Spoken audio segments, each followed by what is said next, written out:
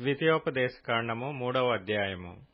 మనము తిరిగి బాషాను మార్గమున వెళ్ళినప్పుడు బాషాను రాజైన ఓగును అతని ప్రజలందరును ఎద్రెయీలో మనతో యుద్ధము చేయుటకు బయలుదేరి ఎదురుగా రాగా, యెహోవా నాతో ఇట్లనెను, అతనికి భయపడకుము, అతనిని అతని సమస్త జనమును అతని దేశమును నీ చేతికి అప్పగించియున్నాను.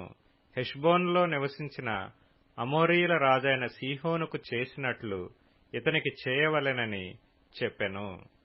అట్లు మన దేవుడైన యెహోవా బాషాను రాజైన ఓగును అతని సమస్త జనమును మన చేతికి అప్పగించెను. అతనికి శేషమేమియూ లేకుండా అతనిని హతము చేసితిమి. ఆ కాలమున అతని పురములన్నిటినీ పట్టుకొంటిమి. వారి పురములలో మనము పట్టుకొనని పురమొకటియూ లేదు. బాషానులో ఓగు రాజ్యమగు అర్గోబు ప్రదేశమందంతటానున్న 60 పురములను పట్టుకొంటిమి. ఆ పురములన్నీయు గొప్ప ప్రాకారములు, గవునులు, గడియలును గల దుర్గములు. అవియూ కాక ప్రాకారము లేని పురములనేకములను పట్టుకొంటిమి. మనము హెష్బోను రాజైన సీహోనుకు చేసినట్లు వాటిని నిర్మూలము చేసితిమి. ప్రతి పురములోని స్త్రీ పురుషులను పిల్లలను నిర్మూలము చేసితిమి. వారి పశువులనన్నిటినీ ఆ పురముల సొమ్మును దోపిడిగా తీసుకొంటిమి. ఆ కాలమున అర్నోను ఏరు మొదలుకొని హెర్మోను కొండ వరకు యొర్దాను అవతలనున్న దేశమును అమోరీయుల 2 రాజుల యొద్ద నుండి పట్టుకొంటిమి. సీదోనీయులు హెర్మోనును షిర్యోనని అందురు. అమోరీయులు దానిని సెనీర్ అని అందురు.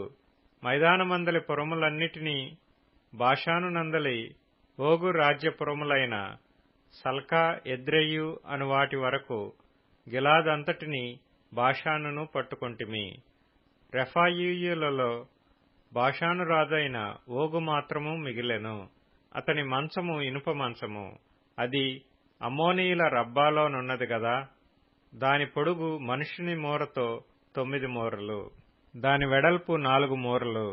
అర్నోను లోయలోనున్న అరోయేరు మొదలుకొని గిలాదు మన్యములో సగమును, మనము అప్పుడు స్వాధీనపరచుకొనిన దేశమును దాని పురములను రూబేనీయులకును గాదీయులకును ఇచ్చితిమి. ఓగు రాజు దేశమైన బాషాను యావత్తును, గిలాదులో మిగిలిన దానిని అనగా రెఫాయీయుల దేశమనబడిన బాషాను అంతటినీ, అర్గోబు ప్రదేశమంతటినీ మనష్షే అర్ధగోత్రమునకిచ్చితిని. మనష్షే కుమారుడైన యాయీరు గెషూరీయుల యొక్కయు మాయాకాతీయు యొక్కయు సరిహద్దుల వరకు అర్గోబు ప్రదేశమంతటినీ పట్టుకొని తన పేరును బట్టి వాటికి యాయీరు బాషాను గ్రామములని పేరు పెట్టెను. నేటి వరకు ఆ పేర్లు వాటికున్నవి. మాకీరీయులకు గిలాదునిచ్చితిని.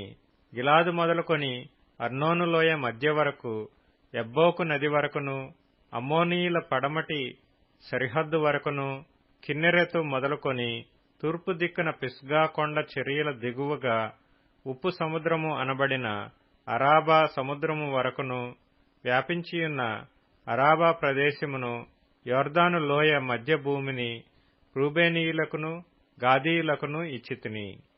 ఆ కాలమందు నేను మిమ్మును చూచి మీరు స్వాధీనపరచుకున్నట్లు మీ దేవుడైన యెహోవా ఈ దేశమును మీకిచ్చెను.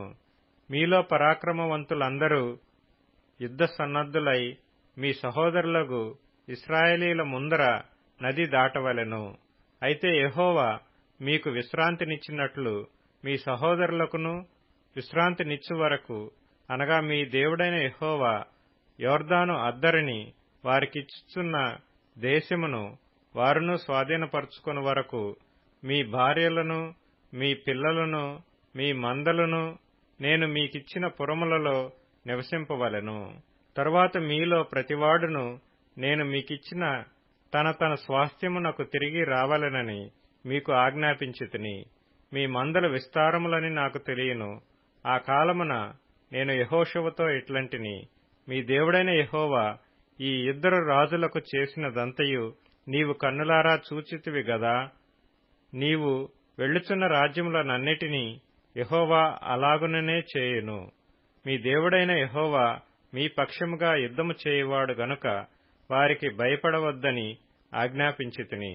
మరియు ఆ కాలమున నేను, యెహోవా ప్రభువా, నీ మహిమను నీ బాహుబలమును నీ దాసునికి కనపరచ మొదలుపెట్టి యున్నావు. ఆకాశమందే గాని భూమి అందే గాని నీవు చేయు క్రియలను చేయగల దేవుడెవడు? నీవు చూపు పరాక్రమమును చూపగల దేవుడెవడు? నేను అద్దరికి వెళ్లి యొర్దాను అవతలనున్న ఈ మంచి దేశమును, మంచి మన్యమును, ఆ లెబానోనును చూచునట్లు దయచేయమని నేను యెహోవాను బ్రతిమాలుకొనగా, యెహోవా మిమ్మును బట్టి నా మీద కోపపడి నా మనవి వినకపోయెను. మరియు యెహోవా నాతో ఇట్లనెను, చాలును, ఇకను ఈ సంగతిని గూర్చి నాతో మాట్లాడవద్దు. ఈ యొర్దానును దాటకూడదు కాని నీవు పిస్గా కొండ ఎక్కి కన్నులెత్తి పడమటి వైపును, ఉత్తరం వైపును, దక్షిణ వైపును, తూర్పు వైపును తేరి చూడుము. యెహోషువకు ఆజ్ఞ ఇచ్చి అతని ధైర్యపరచి దృఢపరచుము. అతడు ఈ ప్రజలను వెంటబెట్టుకొని నది దాటి నీవు చూడబోవు దేశమును వారిని స్వాధీనపరచుకొనజేయును. అప్పుడు మనము బేత్పయోరు ఎదుటనున్న లోయలో దిగియుంటిమి.